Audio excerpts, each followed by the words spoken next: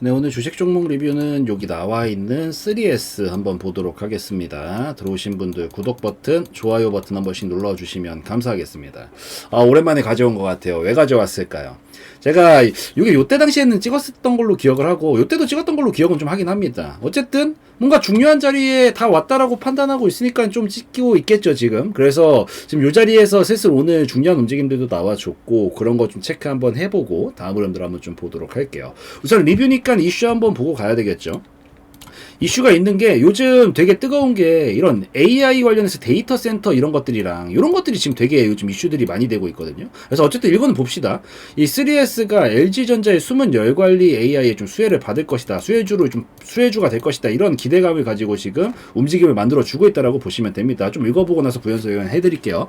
그래서 증권업계에서 LG전자가 열 관리 인공지능 수혜주라고 3S를 지목을 하면서 이런 수혜의 기대감의 상승이 좀 나와주고 있다라고 볼 수 있는데 생성형 AI 보급 확대로 이런 데이터 센터 기능이 정보를 응용을 하고 생성을 하는 추세로 빠르게 변화를 하고 있다라고 해요. 근데 이 AI 센터, 데이터 센터가 지금 미국에서도 막 이런 부분들 막 뭐 얘기들 나오면서 지금 되게 부각받고 있거든요.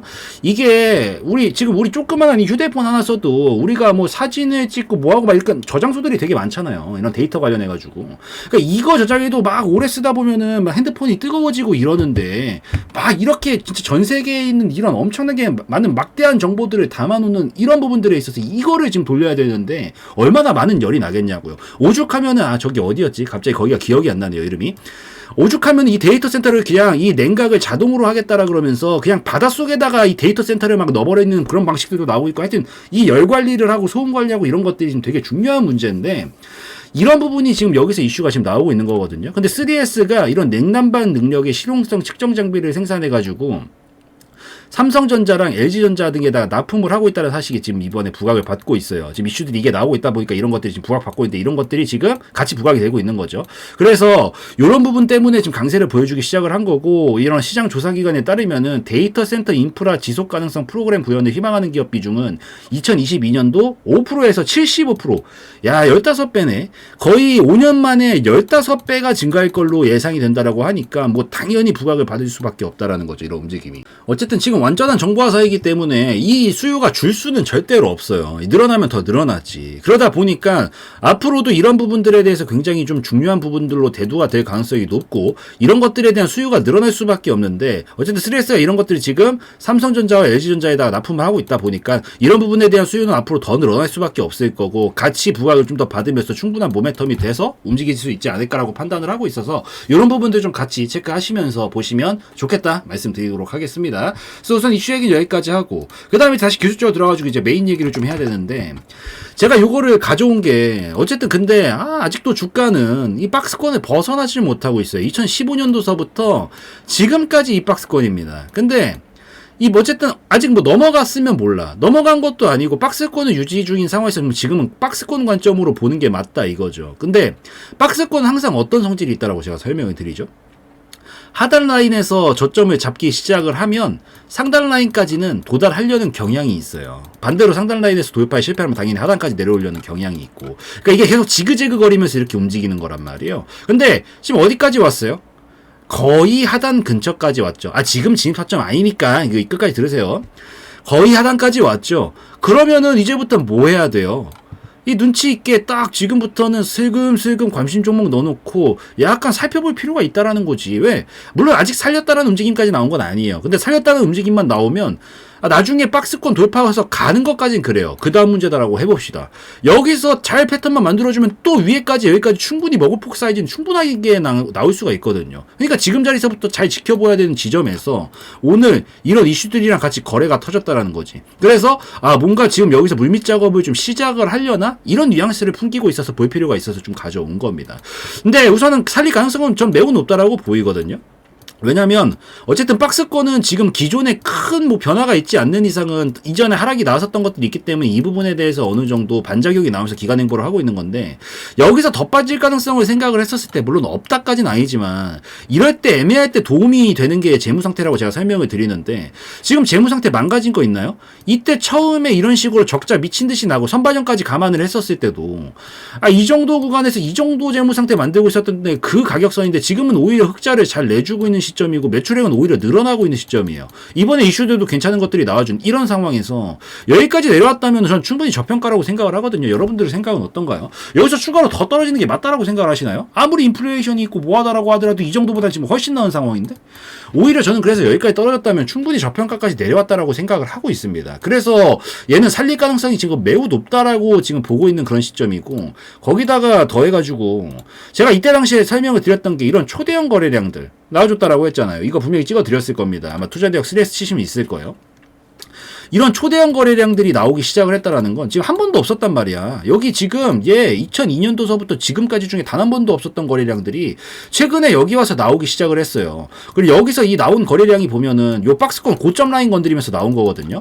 항상 말씀드리지만은 이런 최대치 거래량이 나왔다라는 건 최대치인 만큼 매우 큰 변화를 암시하고 있다라고 생각을 하시면 돼요. 그래서 큰 변화를 앞두고 있을 때 보통 이게 나오는데 이게 뭐 미친 듯이 막 저기 막 1000%짜리 2000% 상승이 나오고 그 고가권이 터진 것도 아니고 기껏 해봐야 박스권 고점 라인 건드리면서 이게 나왔다라는 거 뭐겠어요.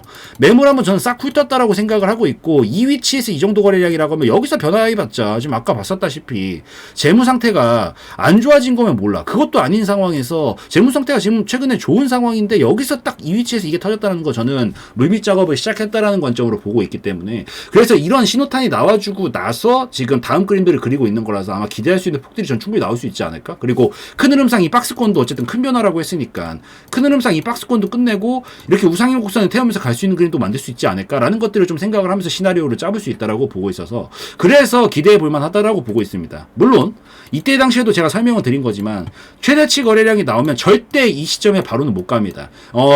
조금 과장 덧붙여가지고 전 95%라고 봐도 무방하다라고 사실 생각해요. 역대급 거래량이 나오고 나서 바로 터지는 경우는 거의 없어요. 거의 없고 왜냐면은 물론 이 의도 자체가 이 매물들을 소화를 하고 어느 정도 물밑 작업을 한다라는 관점에서 봤었을 때 큰 흐름상 분명히 좋게 해석할 수 있다라는 건 좀 분명하다라고 생각을 하는데 단기적으로는 어쨌든 그래도 힘을 많이 썼다라는 소리긴 하죠. 어쨌든 매물들을 분명히 목적상은 훑으려고 뺏으려고 한 건 맞지만 어쨌든 매물들이 나온 건 나온 게 맞잖아. 그러니까 거래량이 크게 터지면 바로는 못 갑니다. 그래서 제가 이때 당시에 설명을 드렸던 것 같아요. 이런 거래량이 나오면 우선 큰 흐름상 관심 종목 넣어두시고 바로는 못 가니까 깊게 눌러줬다가 다음 파동에서부터는 보통 보낼 가능성이 높으니까 눌러줬다가 반등 나온 지점부터는 굉장히 예의주시하면서 보다가 낚아채야 된다.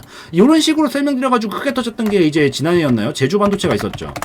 예. 자, 이 영상도 있습니다. 이것도 보고 오시면 돼요. 투자대학 제주반도체라고 치시면 되고, 여기서 뭔가 거래량들이 이렇게 왕빵 나왔던 흔적 나오고 나서 다음 턴에서 좀 돌리고 있다가, 여기 나왔을 때 거래량만 크게 안 나오면 터질 수 있다라고 설명드렸더니만, 바로 미친 듯이 터져버리면서 움직임 자체가 이런 식으로 가져온 모습이 나왔듯이 지금 비슷하다고요. 3S가 지금. 그래서 요것도 지금 제가 봤을 때는 지금 이런 신호탄들도 나와줬겠다. 박스권 하단까지 거의 다 왔겠다. 저점 잡는 신호만 나와주고 나면 이번 턴에서는 여차하면 돌파해가지고 초대형 시세로까지 보낼 수 있는 가능성도 전 열릴 수 있다라고 보고 있어서 지금부터 이런 패턴들이나 저점 잡는 신호들이 잘 나오나 지켜보시고 계시는 게 좋지 않을까라고 생각을 해서 요거에 대해서 좀 먼저 말씀을 드리도록 할게요.